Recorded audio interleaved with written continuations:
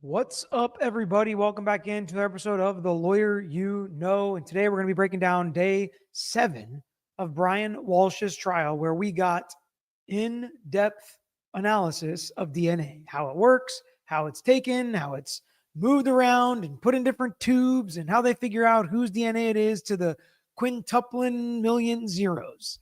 That was today. A lot of boring background foundational information to get to the big ticket item. Whose DNA was on what items? The jury has been waiting to hear this. Yesterday, we talked about some blood on some items. Today, the DNA is the important part because DNA doesn't lie.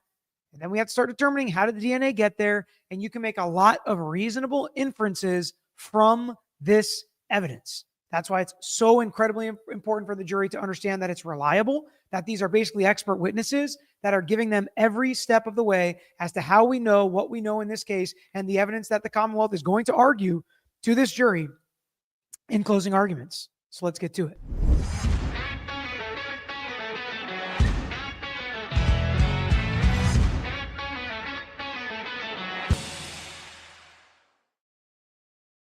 All right. Chelsea's here for her first live. That's awesome, Chelsea. Welcome. Glad to have you. And all the new subscribers, if you just subscribed during this trial, or even better, if you just subscribed during this video, let me know in the chat and please hit that like button. So it's a day that comes in many trials like this.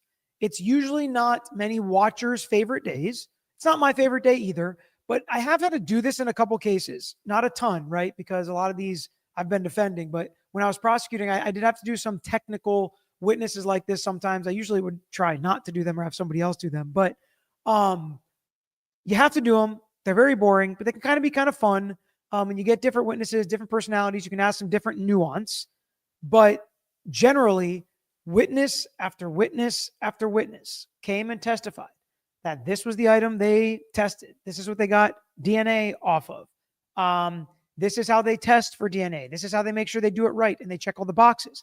And I think you can tell the quality of the witnesses, the quality of the gathering and the analysis of this DNA based on the cross-examination. Yes, I'm saying the cross-examination, not the direct. Because if there was a lot of problems, they would be picked apart on cross. Because this lawyer, both of these defense lawyers are doing a very good job. I hear all you guys saying the 4-step process. Yes, the 4-step process. We heard all about that. I handled steps 1 and 3. I handled steps 2 and 4. But did you do the analysis? No. Did you make the determination of whose DNA it is? No. That's coming later. And it's kind of an interesting compartmentalization for these witnesses because it hamstrings the defense on really what can they cross these witnesses on. And basically the cross was very similar. You don't know when this DNA got on these items. You don't know who collected these items. You don't know if there was cross-contamination. The trash compactor could have affected what touched what, right? There was a lot of nuance like that. And then how many zeros is this? There's a lot of factors going in. When you say there's, 3 or more people, there's a lot of different nuance to that. That's about all he could get, right? Because there were not really a lot of major issues with the collection and testing of this DNA. Nikki said, random question, say Brian told his lawyers he did it. Can they still say in opening, etc., that it was an accident? How will that be handled if he is on the stand? So no, you cannot as a lawyer say something that you know is not true. That would be committing fraud on the court. And you also can't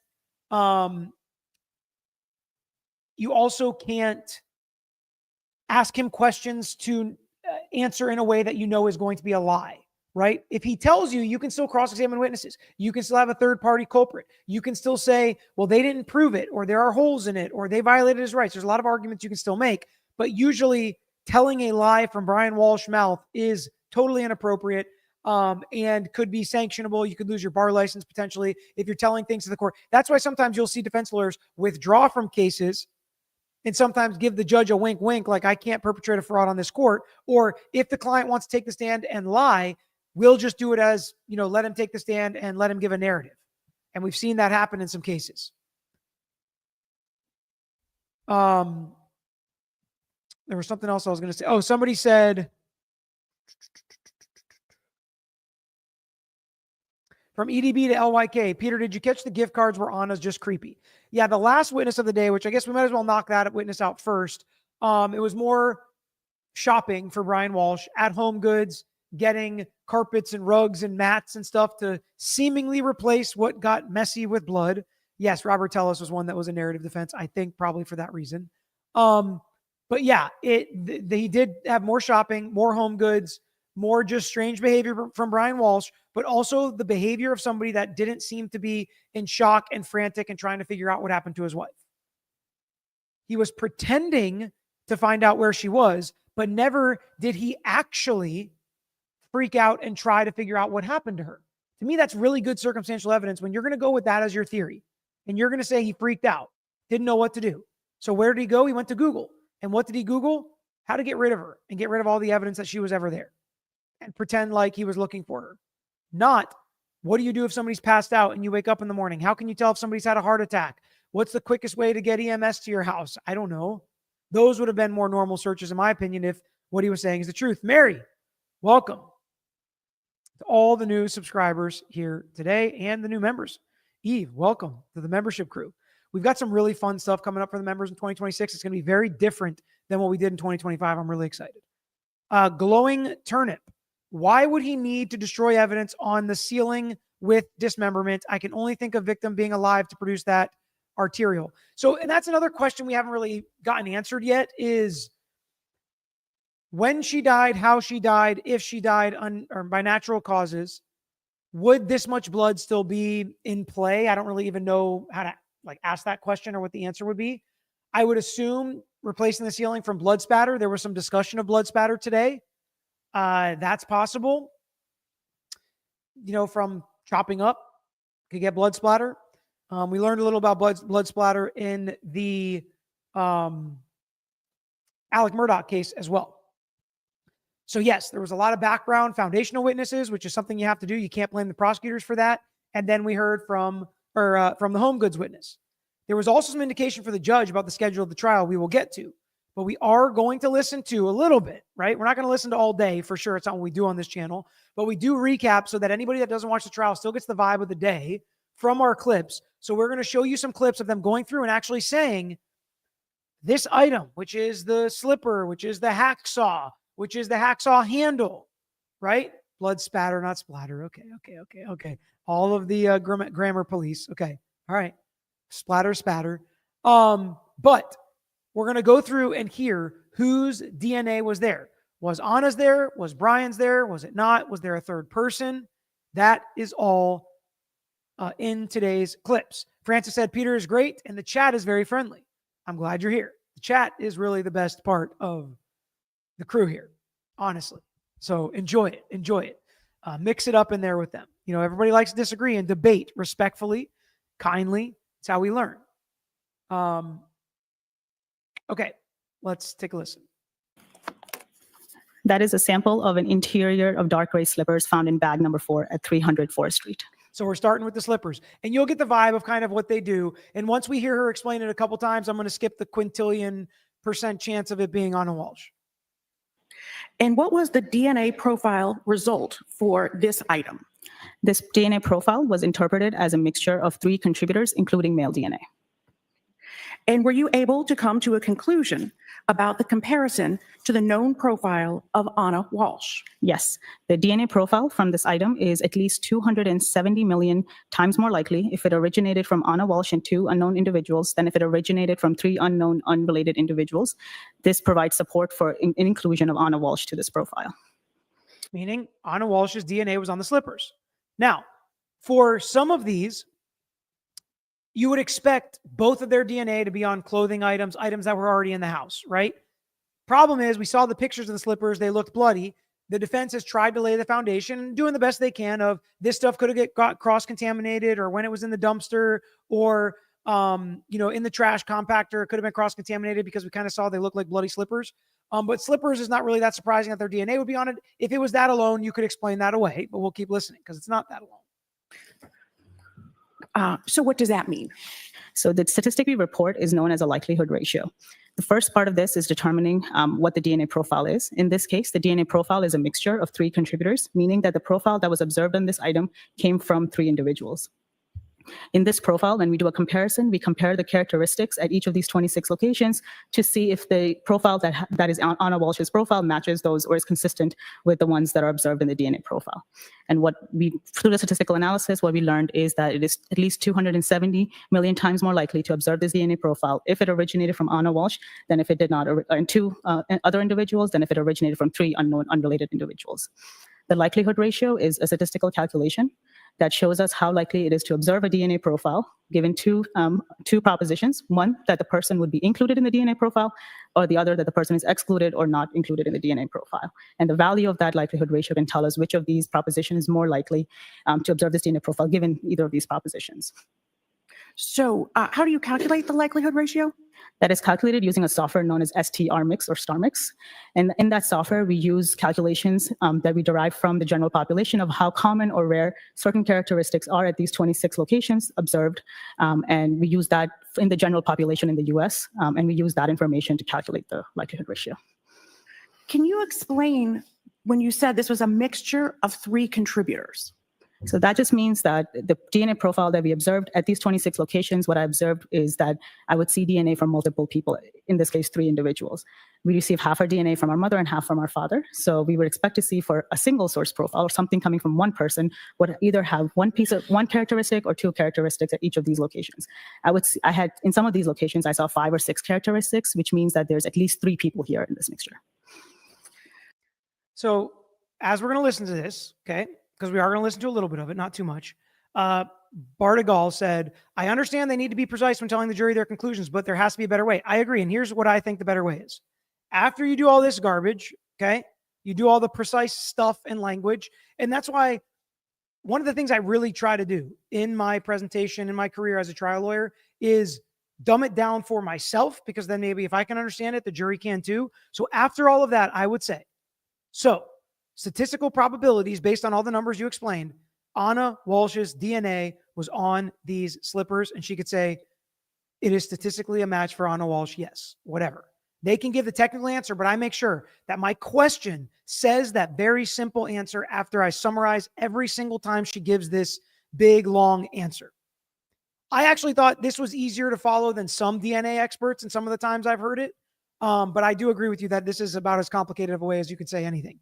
Glenda, Peter, your Geico litigation friend here, got my husband into this. Please say hi to him so he doesn't take over the TV. His name is Scott. Scott, listen, I got good news for you, buddy. This is going to be a short one today. We're not even going to go an hour. So you pick the right one to let it be on the TV, and then it's yours after this, okay? Then it's yours. Michelle said, but you can't be leading, though. Michelle, don't try to out-lawyer me with rules, okay?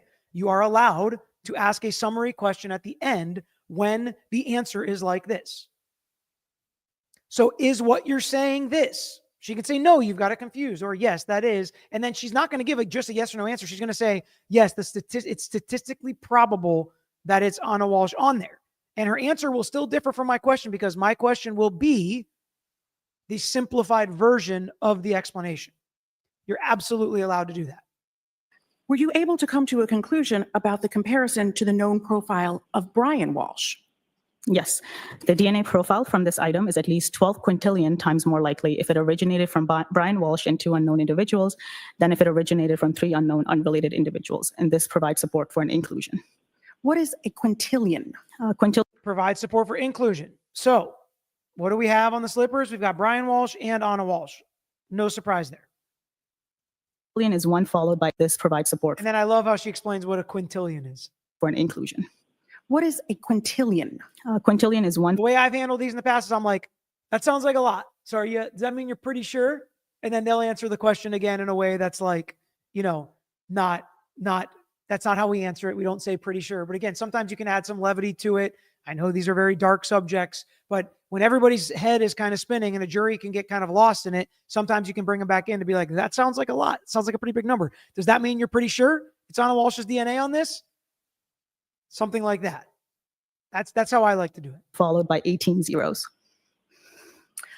Can you tell when the DNA was contributed?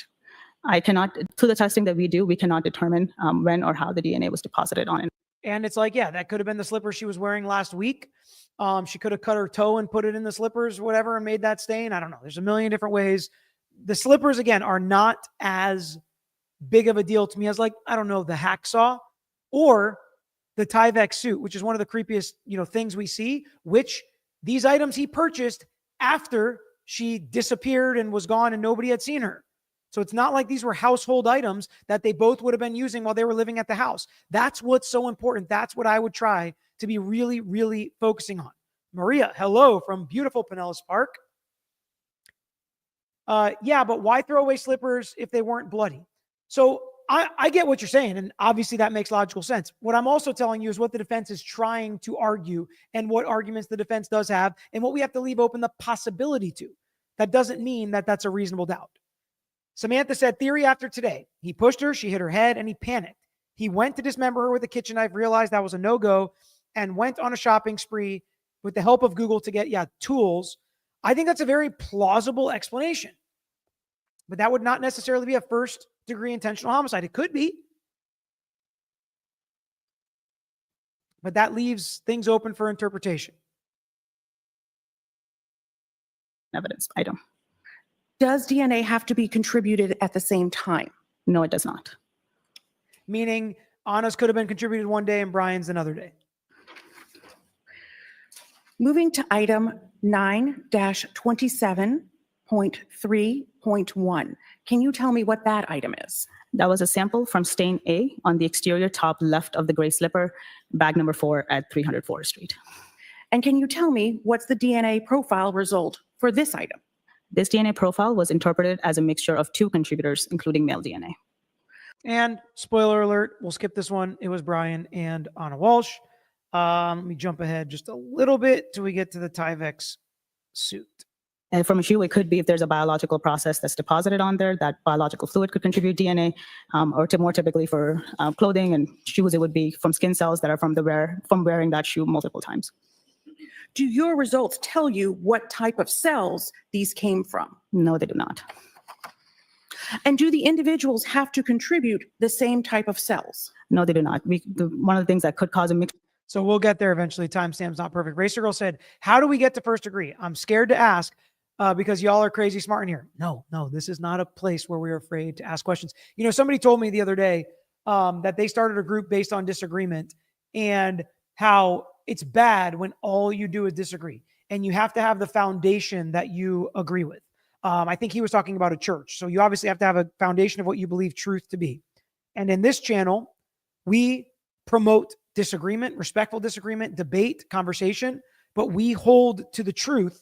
And we always have to fall back on, we are going to apply the law. We can disagree with the law and we can talk about how the law might get changed by legislators. But when we get into situations like this, we get into cases like this, we get into trials like this, just like religion, you have to have truth. It's hard to argue with somebody if you can't get to the basic of, like, what do you think the actual truth is in the law? What is the law? And that's where we go. And we look at precedent, we look at the rules, we look at statutes, we look at the bar rules for lawyers, what they can and can't do. And then we can debate. What's the best way? Have they proven this? How can you prove this? But we know they have to prove intent and premeditation. We can't just say, oh, we're going to convict a first degree without that, right? So that's why it's great to debate things like that, because we have a baseline of what is true. How we get there, that's up for debate. And that's a great way to discuss it. And if you're going to say something like, oh, I think this is how he did it, or that's how he did it, what evidence are you basing it off of? Is there some evidence you're making a reasonable inference from? Is it direct or circumstantial evidence? Explain how. That's what's so great about this. That's what's so great about this discussion we get to have on YouTube. How amazing is that? How amazing is it that we get to discuss this and learn more about our judicial system, what we like, what we don't like, how things should be, what kind of changes we can make potentially one day. Peter, why aren't they telling the jury what he pled to? The judge thus far has said it's not relevant. So the fact that he admitted it, it's all coming in, and we're going to get to this. I guess I might as well get to it now. You don't have to know that he pled guilty to unlawful conveyance of a body. But in combination with, he's admitting, and there's going to be no dispute that he moved and disposed of Anna Walsh's body. We've seen the dumpster photos. Now, they have shown him buying all the tools. They've shown the tools were found in the dumpster. After we saw him throw bags in the dumpster, they're going step by step methodically. And now we're finding Anna Walsh's DNA is on all these tools. Spoiler alert, we're still going to hear the explanations. But now there's a direct line. Sometimes when I'm trying a case like this, I hope a juror is sitting there like, how do we even know it's her? How do we know he used them on her? They didn't prove any DNA. because I want jurors like that. I want jurors to be skeptical and say, prove it to me. And then you bring a witness like this, you hit it out of the park, and those are the jurors usually you can lock the heck in. Like, okay, that was my question. They just proved it in spades. It's over. Her DNA on these tools. Maybe he just dismembered her, or maybe that's what he used to end her life. I think it's possible that some jurors are like, the hacksaw or the hatchet or any of these items, I think they're used to kill her. I think that's a reasonable inference. And I think the defense could be using the fact they're admitting it kind of to say, no, she was already dead.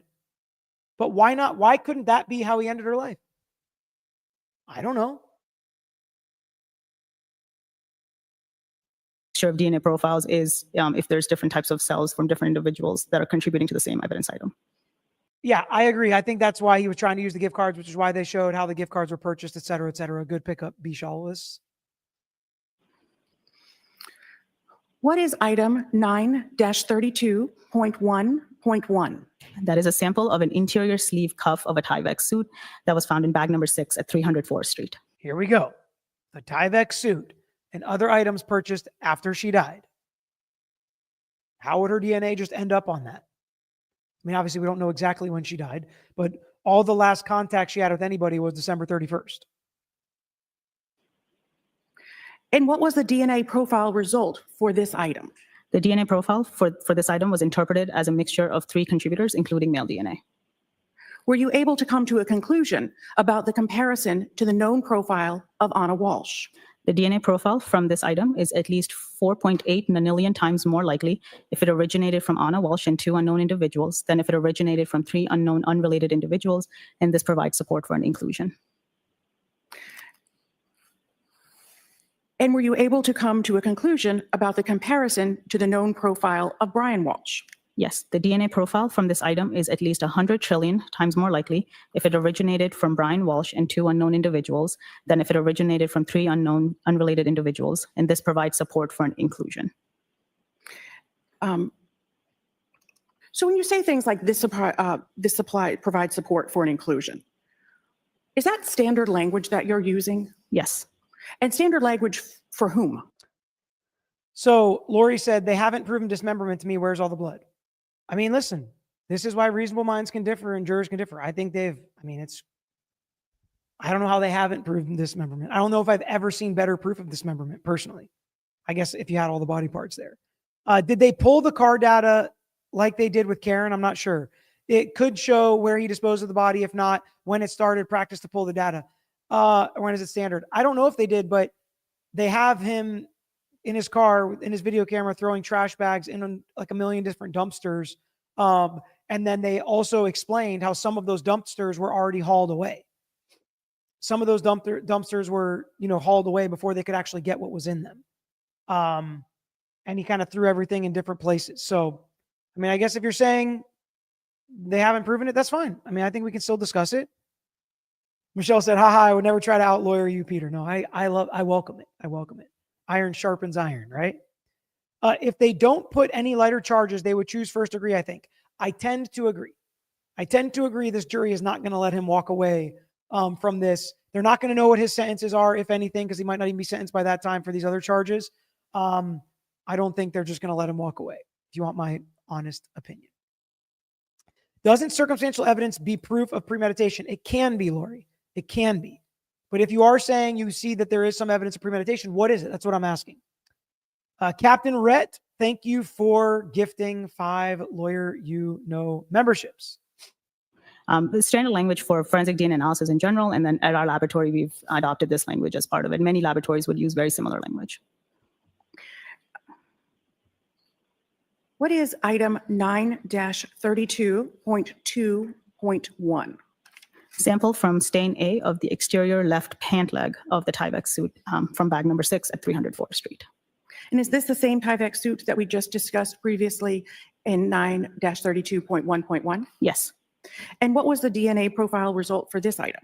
For this item, the DNA profile was a female DNA profile originating from a single contributor.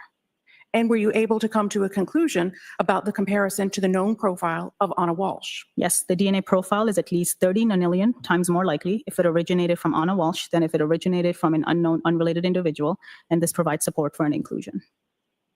Were you able to come to a conclusion about the comparison to the known profile of Brian Walsh? Brian Walsh is excluded from this single source female DNA profile.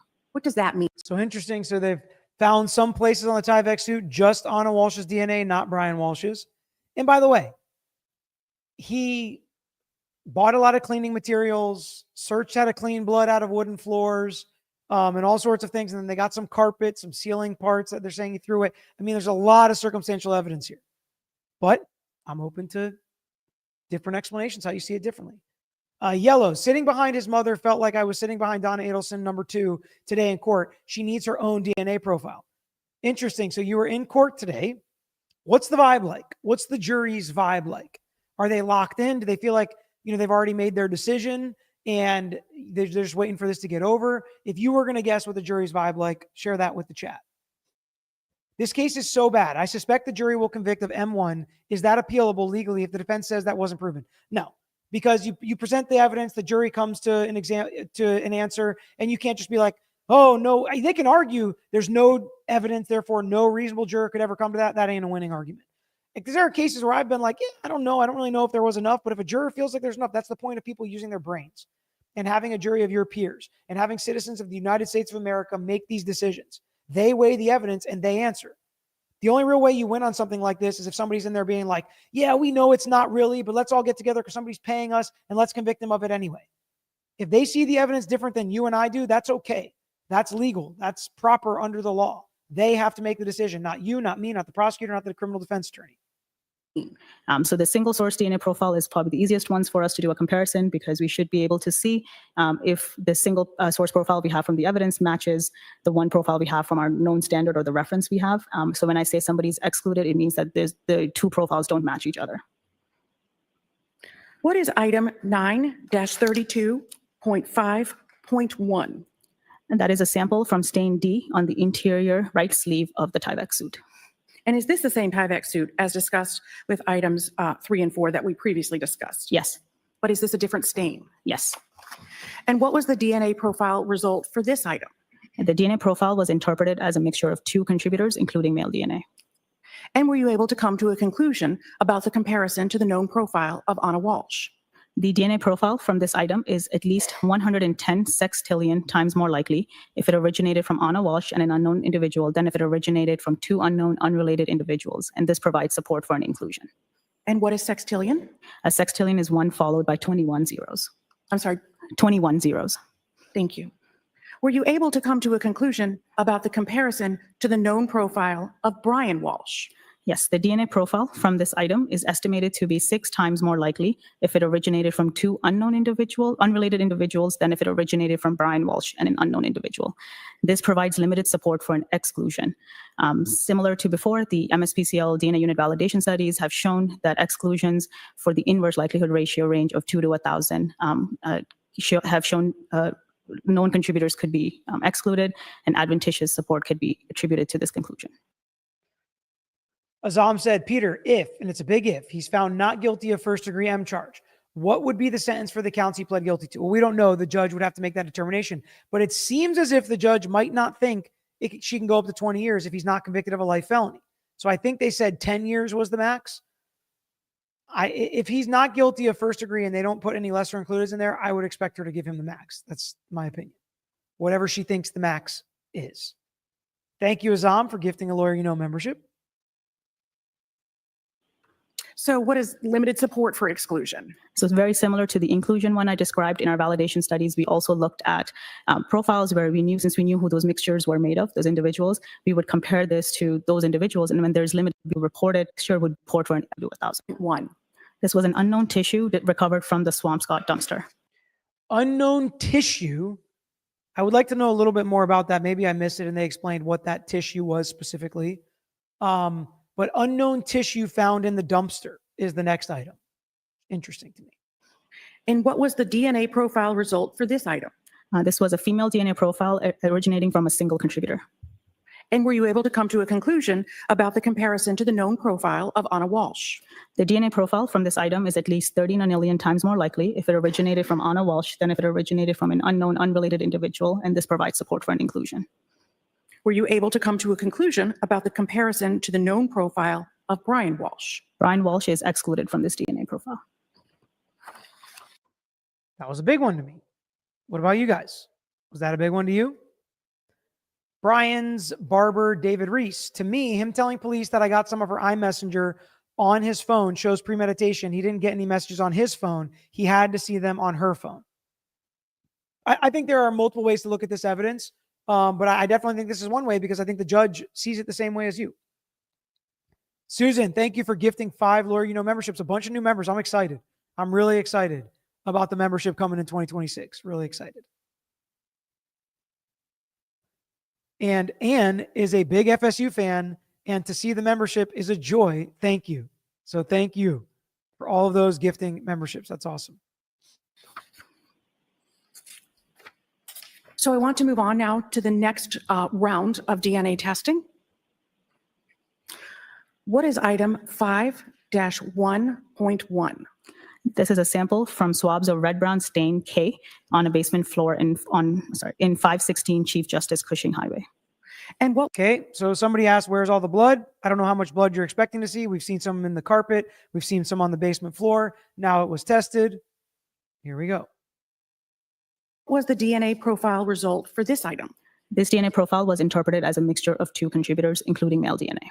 Were you able to come to a conclusion about the comparison to the known profile of Anna Walshe? The DNA profile from this item is at least 15 nonillion times more likely if it originated from Anna Walshe and an unknown individual than if it originated from 2 unknown, unrelated individuals. And again, this provides support for inclusion of Anna Walshe to this DNA profile. And so I like how she's trying to summarize it at the end. This includes support of Anna Walshe inside this DNA profile, meaning Anna Walsh's DNA in the bloody substance on the floor. Captain Rhett, thank you so much. Yeah, 550,000 subscribers was the goal for this year. We fell a little bit short of it. It was still a great year. I always set pretty good goals that I can, really try to reach for and push for. I love to continue to see the growth.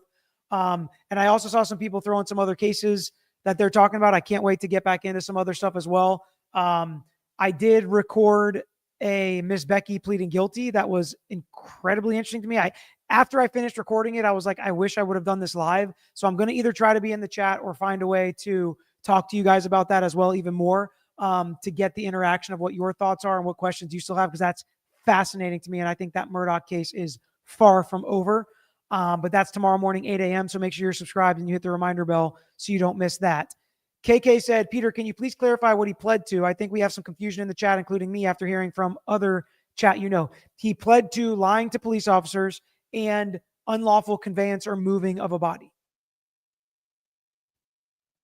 The ceiling being cut out screams arterial spray when he ended her life. You can't have arterial spray when the heart isn't beating. And this is the type of evidence, if that's true, which I tend to agree with you, they need an expert to explain this to a jury, in my opinion.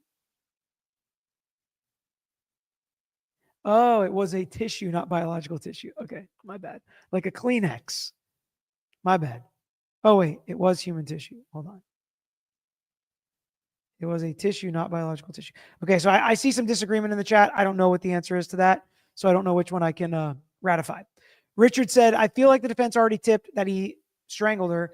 There wouldn't be any blood if he... Why did they tip that? You're talking about because the asphyxia and stuff that they were talking about? Oh, you mean like maybe while they were making love? But he thought she was asleep and he got in bed and he nudged her out of the bed. I don't know if there's been any tips as much as what he said in opening, I would think. But I don't know. Maybe I missed something. Were you able to come to a conclusion about the comparison to the known profile of Brian Walshe? Brian Walshe is excluded from this DNA profile. What is item 7-10.3.1? This was a sample of stained area C on the blade of a hacksaw, placard number 8, 300 4th Street. And what was the DNA profile result for this item? For this item, a female DNA profile was obtained originating from a single contributor. And were you able to come to a conclusion about the comparison to the known profile of Anna Walshe? The DNA profile from this item is at least 30 nonillion times more likely if it originated from Anna Walsh than if it originated from an unknown, unrelated individual, and this provides support for inclusion of Anna Walsh to this DNA profile. Were you able to come to a conclusion about the comparison to the known profile of Brian Walsh? Brian Walsh is excluded from this DNA profile.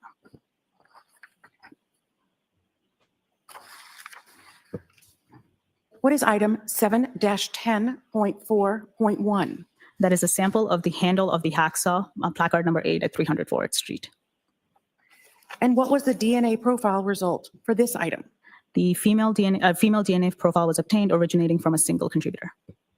And were you able to come to a conclusion about the comparison to the known profile of Anna Walsh? The DNA profile from this item is at least 30 nonillion times more likely if it originated from Anna Walsh than from an unknown, unrelated individual, and this provides support that Anna Walsh is included in this DNA profile. Were you able to come to a conclusion about the comparison to the known profile of Brian Walsh? Brian Walsh is excluded from this DNA profile. So we're getting to the hacksaw and other items that are just brutal. Her DNA on it, his DNA not on certain spots that they tested. Explain that to me. Now, there are other possibilities, of course. There always are. Logically and legally speaking, seems like they've at least proven dismemberment to me. It's not the charge, but as far as consciousness of guilt and a possible way that he did end her life, we're building here. We're building. Did you hear the judge say the evidence would wrap up tomorrow? No, I did not hear her say that specifically. But here is what I did hear her say. I would be happy to let the jurors leave at 3:30 today, especially based on what you're telling me with the schedule and how we're going, because they talked at the bench before she made this explanation. Then she said she's going to tell the jury to come in later tomorrow at 10 a.m. and we're going to have some voir dire on a witness who I think is going to be a short witness when we actually hear them at trial, but we're going to knock that voir dire out. It seems like she is not in any rush. And based on her getting really lax with the schedule, because she doesn't really seem like that type of judge, unlike some others we've seen, I wouldn't be surprised if this entire case is over this week. At the very latest, I think early next week, we're done.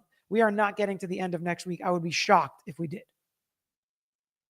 Now, if Brian Walsh takes a stand, there's a chance that could be pretty long. But we're still in a wait and see mode when it comes to that.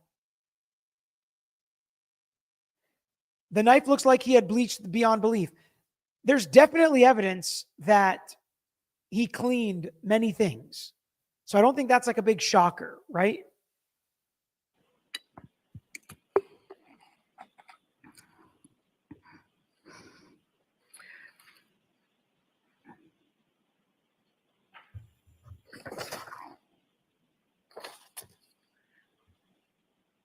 Okay, so everybody's saying she did say the evidence will end tomorrow. So I assume she just means the Commonwealth's case in chief, right? Okay, Jem, we've heard his name a couple times. I think it's a male, right? Okay. Yeah, and we saw Brian Walsh wearing the gloves. We saw the gloves in the car. Yeah. Mm-hmm. If I may have one moment, Your Honor. You may. We skip your Item 9-22.1.1. That is sample from stain A on a white towel, number 1, with red-brown stains on it that was found in bag number 2 at 300 4th Street. And what was the DNA profile result for this item? There was a female DNA profile observed originating from a single contributor. And were you able to come to a conclusion about the comparison to the known profile of Anna Walsh? The DNA profile from this item is at least 30 nonillion times more likely if it originated from Anna Walsh than from an unknown, unrelated individual. This provides support for inclusion of Anna Walsh to this DNA profile. And were you able to come to a conclusion about the comparison to the known profile of Brian Walsh? Brian Walsh is excluded from this DNA profile. What is item 9-28.1.1? This was a sample of stained area A on apparent hairs found in bag number 4 at 300 4th Street. What was the DNA profile result for this item? There was a female DNA profile observed on this item originating from a single contributor. Were you able to come to a conclusion about the comparison to the known profile of Anna Walsh? The DNA profile is at least 30 nonillion times more likely if it originated from Anna Walsh than if it originated from an unknown, unrelated individual. This provides support for inclusion of Anna Walsh to this DNA profile. Were you able to come to a conclusion about the comparison to the known profile of Brian Walsh? Brian Walsh is excluded from this DNA profile. What is item 9-31.1? That is a sample from cutting of red-brown stain on a piece of rug from bag number 5 at 300 4th Street. And what was the DNA profile result for this item? There was a female DNA profile observed originating from a single contributor. Were you able to come to a conclusion about the comparison to the known profile of Anna Walsh? The DNA profile from this item is at least 30 nonillion times more likely if it originated from Anna Walsh than if it originated from an unknown, unrelated individual. This provides support for inclusion of Anna Walsh to this DNA profile. And were you able to come to a conclusion about the comparison to the known profile of Brian Walsh? Brian Walsh is excluded from this DNA profile. Moving on to the third round of DNA testing. Again, they're just stacking on stacking on stacking here. Dominic, do you typically want to know what truly happened, or do you sometimes avoid asking so you can ethically construct your alternative defenses? I usually let the defendant, my client, say what he wants to say. I obviously ask what happened that night if we're going to try to prove it, if they have extra evidence or can explain, what happened. And if they say they do it, a lot of times a plea deal might be the best option. So usually I do find out what happened. In these cases, it's easy for me not to, because I just understand that's not the point of this all the time. We don't always know what happened. I just did a podcast today with somebody who was like, at the end of it, she was like, I just really want to know what happened. I really, really, really wish I knew what actually happened. And I found myself thinking like, I don't know if I think about that often. I'm sure I do. I'm sure I have, but I'm so into the weeds on what's happening, why it's happening, how you prove it legally, what beyond a reasonable doubt means, not absolutely 100% certain, what not guilty means. It doesn't always mean innocent. It doesn't always mean it didn't happen that way. It could mean not proven. So there's so many different principles that affect the way I feel about it. That definitely affects my conversations. I wanted a lying in wait, clear first degree, but can't cumulative circumstantial evidence make a mosaic strong enough for first? Potentially, yes, it can. It feels like people are asking me for permission to want to vote for first degree M without enough evidence to get there. And that, my friends, the answer is no. You have to have enough where you have a resounding feeling that you are overly confident, almost positive that this was a first degree intentional homicide. If you're not there, you shouldn't vote that way. You should vote for a lesser included if you think he did end her life. But if you do truly think there's enough circumstantial evidence to put that puzzle together to prove it, then absolutely, you should vote that way. To clarify, the defense spent way too long asking specifically about asphyxiation. If I was a juror, I would think that was a backhanded confession. You know what? Richard the Magician, I will just tell you, you have just added to my fears, so thank you, because there have been times where I was like, do I want to be the one to introduce like this word or say this, or are they going to think, why did they bring that up? Now I'm starting to think that. It's almost like when I say, don't think about the elephant, and then all you're thinking about is an elephant. Yeah. What is item 7-13.1? It is a sample from Area A on the head of a hatchet, placard number 8 at 300 4th Street. And what was the DNA profile result from this item? There was a female DNA profile observed originating from a single contributor. Were you able to come to a conclusion about the comparison to the known profile of Anna Walsh? The DNA profile from this item is at least 33 nonillion times more likely if it originated from Anna Walsh than if it originated from an unknown, unrelated individual, and this provides support for an inclusion of Anna Walsh to this DNA profile. Were you able to come to a conclusion about the comparison to the known profile of Brian Walsh? Brian Walsh is excluded from this DNA profile. What is Pilates law said bloody slippers from the M wore PPE to dismember. I mean, that's a crazy move to wear like your house slippers while you do that. I mean, that's just all of it doesn't make any sense. Lucia, what do you do if your defendant admits he's guilty to you? Do you still try to create reasonable doubt? How do you handle something like that? So I haven't had a case where I've tried where a defendant has admitted to me that he's guilty. I've had cases where I probably thought maybe they are guilty that I've tried. And yeah, you pick apart the evidence, you make sure the government did their job appropriately. You make sure if there's any issues or if there's any contradiction in the evidence or lack of evidence or somebody else that may have done it, then you present that to the jury and you let the jury make the decision. The vast majority of clients that come in and tell me they did it, we work out the absolutely best deal possible. And I don't think anybody gets any better deals than we do at our office because we work hard. We have a really good reputation and we work with the other side and do the best we can for our clients. Irish Eyes, finally received a jury notice for the first time in 40 years. Am I crazy to want to be selected? Absolutely not. You're not crazy. I'm afraid that with a family full of lawyers and cops combined with me having worked in Massachusetts prisons, I won't be selected. Maybe it's like a civil car accident case. Then none of that stuff is really a big strike. If it's a criminal case, then maybe. But maybe you can prove to them that you're very unbiased because, I don't know, maybe you have defense lawyers and cops in your family. I don't know. Truly Laws says, I don't know. Still not an M1, but I could swing M2. Yeah. And always just explain to me why. When you guys tell me where you're at, explain to me why. Why are you at M2 and not M1? I get it. I think I may tend to agree with you. I'm not quite there yet, right? I'm still just keeping an open mind, listening to all the evidence, listening to the defense's cross. If Brian Walshe takes a stand, I really want to keep an open mind and wait to make a decision until we hear what he has to say. Maybe he's going to tell us some story that just makes perfect sense. Item 7-13.2.1. That is the sample from the handle of the hatchet, placard number 8 at 300 Forest Street. And what was the DNA profile result for this item? The DNA profile from this item was interpreted as a mixture of 2 contributors. Due to limited information available, contributor 2 was deemed not suitable for comparison purposes. So were you able to come to a conclusion about the comparison to the known profile of Anna Walshe? Yes, the DNA profile from this item is at least 2.6 octillion times more likely if it originated from Anna Walshe and an unknown individual than if it originated from 2 unrelated individuals, and this provides support for an inclusion of Anna Walshe to this profile. And what does it mean, due to limited information, contributor 2 is not suitable for comparison? It just means that in this mixture DNA profile, the data that is observed for one of these 2 contributors is so low level that we would not be able to make a comparison to any known reference standards. So we test 26 locations. We require in our DNA processing that data must be observed at a minimum of 3 locations for us to be able to do any comparisons to it. In this case, data was observed at less than 3 locations for the second contributor. And what is an octillion? An octillion is 1 followed by 27 zeros. And what is an octillion?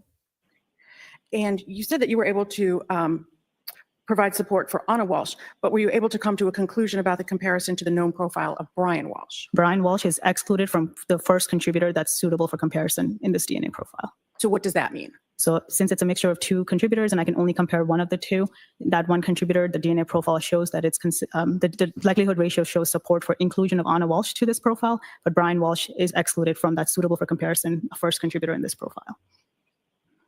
What was item? I see a lot of people guessing kind of who the defense is going to call. There's a lot of options.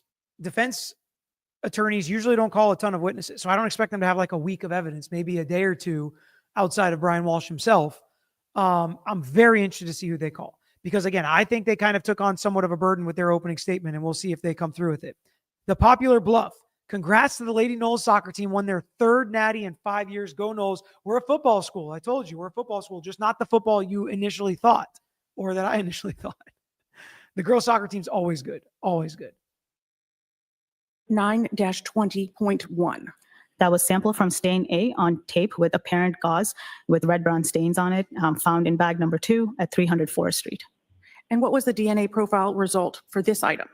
There was a male DNA profile obtained on this item originating from a single contributor. And were you able to come to a conclusion about the comparison to the known profile of Anna Walshe? Anna Walshe was excluded from this DNA profile.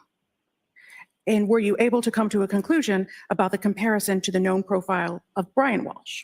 The DNA profile is at least 23 octillion times more likely if it originated from Brian Walshe than if it originated from an unknown, unrelated individual, and this provides support that Brian Walshe is included as a contributor to this DNA profile. And what is an octillion? An octillion is 1 followed by 27 zeros. I might have one moment, Your Honor. Yes.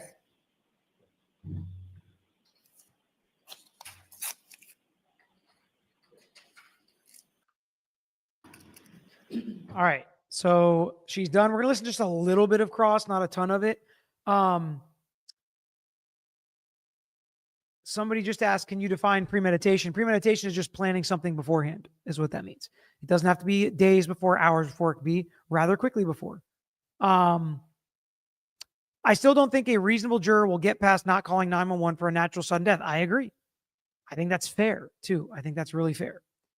If he simply snapped, can the Commonwealth still prove M1? How long defines premeditation? Seconds, minutes, hours, days. So again, there's not a specific amount of time, but they do have to prove the premeditation part. So what are they going to argue in closing was the premeditation? Is it the Google searches? I mean, it's like John. 00000, duh.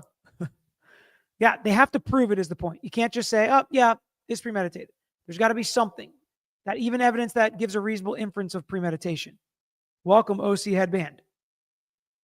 All right, let's listen to a little bit of Cross, and I'll answer a couple questions. Then we got to get out of here.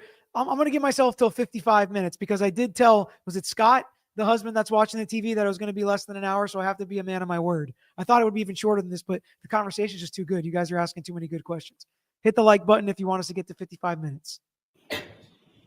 Good afternoon. The first round of testing that you testified to. And was that testing, was the report issued on January 13th of 2023? Yes, that's correct.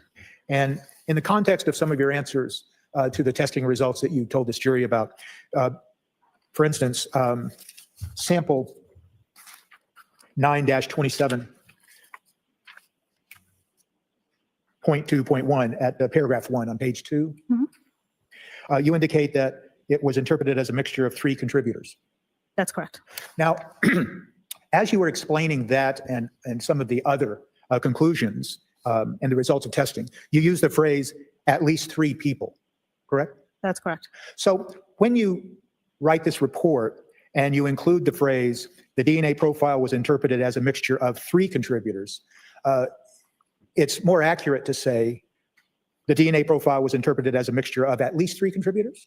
No, when we are doing our testing, we are using the information that we have in our profile. And in order to do any comparison analysis or further any kind of interpretation on it, we have to determine the number of contributors. So in this case, the data that I observed showed that there was 3 individuals in this. There could be more, but it's not in the data that I observed. There could be more, though. Yes, obviously the instrumentation we use, there could be contributors that are there that are not detected, but the ones that I observed, the profile showed a mixture of 3 contributors, which is how I interpreted this profile. And when you interpret the number of mixtures, like you've just explained to the jury, am I right in saying that since we each inherit one allele from our father at a particular local... Right, so this is where he gets wild. The part I was going to play that I don't think is that important for me to play is, he's like, there are assumptions being made, right? And she's like, I don't know if I'd say that. But generally, it was very similar questions in a lot of the crosses. Question, no stains on the bed. If X in the bed, no stain, no SUD, no sudden death. I don't know. Ms. Vicky, right now I'm comfortable for guilty of M2. If I were a juror and M1 is the only option, I'm voting guilty of M1. I think this is probably a sentiment shared by some real jurors. That would be my guess. From his searches to his shopping, it feels like he didn't plan to do it. Feels like he thought about it and maybe they fought and he got wrapped up in it and committed M2, then searched to cover it up. I think if the defense went in on this argument, they could convince a lot of jurors. I just don't know if they're going to. I think they're going to stick to the sudden unintended death. But if they really pushed no intent and no premeditation, but like how big of a win is that really for Brian Walshe? Not that big. Lori said the defense said they have 8 witnesses. So many times, that's all the clips we're going to play. We're just about done, Scott. Don't worry, Scott. I'm just messing with Scott, by the way. This was all I wanted to do. I didn't have to cut anything off, so don't worry about it. Defense said they have 8 witnesses. So a lot of times they'll say they have more than they even end up using, or they'll whittle that down. We've seen that in almost every trial ever. And they could easily get 8 witnesses done in 2 days. Again, outside of Brian Walshe, if he's one of the witnesses, I do think that might take a little longer. Allie, happy holidays. Yes, thank you for that and for everybody. I love the holiday season. Christmas is my favorite holiday of the year. Candy Charlene, first live in a while. Thanks for covering this, Peter. So creepy. I'm not convinced of premeditation 100%, but 100% am. I trust the chat, They're almost never wrong. And even when they are wrong, I 100% get where they're coming from. And usually I pretty closely agree with them. Not always. But a lot of people struggling with the premeditation as the last step. If I were a juror, M1 is reasonable. If in fact he was getting messages during dinner, etc., between her and Fastow, and he has lied about that, I know time isn't everything, but things were building up. Yeah. Hey, listen, if you want to call Brian Walshe a liar here, I'm going to agree with you. He's got a track record. That's a proven commodity. So it would not the least bit surprise me if he did, in fact, lie. We'll do some polls. We'll do some polls later this week. John. All right. I appreciate you guys for joining me. As always, this was fun. A lot more fun than I expected from a pretty boring day of foundational witnesses and then one pretty big DNA witness. But this was fun. I'm really glad we did this. Ooh, we'll talk about what I'm asking for from Santa. Maybe in the members only live, we'll do something like that in December. But I love you guys. I appreciate you guys. I'm so happy you were here. Hopefully you hit that like button and subscribe. If you didn't, take a second and do it now. If you don't, it's okay too. Glad you're here. But that's all I got. Till next time, I'm out of here. Peace. Thanks for watching another episode of The Lawyer You Know. If you enjoyed the episode, please hit the thumbs up and share with your friends who may be interested here on YouTube. And don't forget to subscribe. You can also follow us on Instagram, X, Facebook, and TikTok. And don't forget to check out the Lawyer You Know podcast featuring new episodes every week. And if you have a case that you want to personally talk to us about in your life, if it's a personal injury case, wrongful death, catastrophic injury, car accident, truck accident, or slip and fall case, please email us at lawyeryouknow@gmail.com. And of course, all these links I just mentioned are included in the description below on this episode and every episode. So until next time, this is Peter Tragos, The Lawyer You Know.